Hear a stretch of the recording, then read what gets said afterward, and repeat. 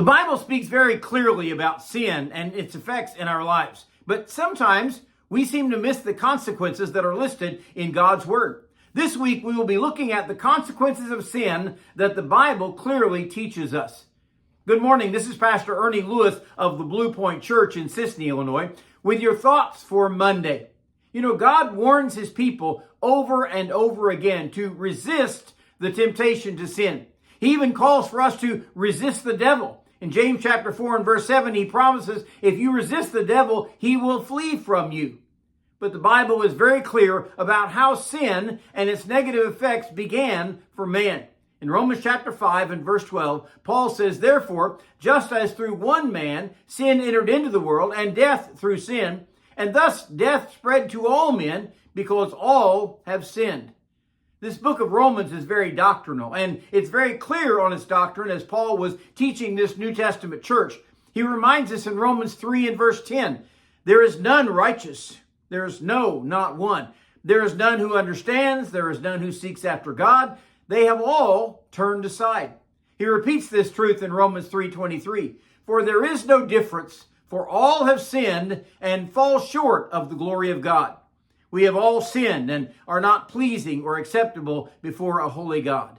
But Paul reminds us of sin's origin in the very beginning, as by one man sin entered into the world. Adam was given a garden of paradise with all the good things that he could enjoy, but God made one law, one stipulation for him to follow. You can eat of the fruit, but you shall not eat of the tree of knowledge of good and evil.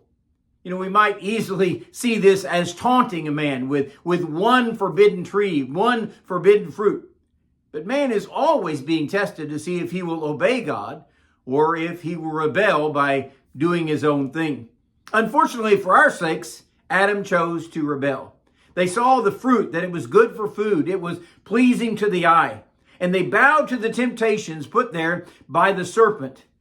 So when we look at the consequences of sin, we read where sin entered into the world and death by sin followed right after it.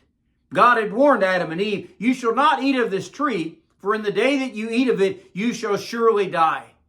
Now, physical death did not come immediately, but spiritual death did. Man lost his fellowship with God. He even hid himself in the garden, and physical death would soon follow. Not only did he promise death coming from sin, but the verse in Romans 5:12 says, and so death passed upon all men. Certainly we received the sinful nature from Adam and Eve and their sin in the garden. We are given that same curse that they received, along with the troubles that we face in this world today.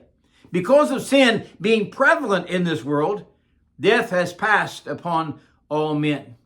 But we must be careful not to just put all the blame on Adam and Eve. The last part of the verse reads, death passed upon all men, for all have sinned. And we can blame that first man for bringing sin into this world through his disobedience. But the truth of the matter is, all have sinned. We not only inherit a sinful nature, we also commit sin in our own lives. It makes us guilty before God, without Adam and Eve and their sin. So the consequences of sin are both physical and spiritual death, which began in the garden, but it continues today in our lives because of our own sin before God.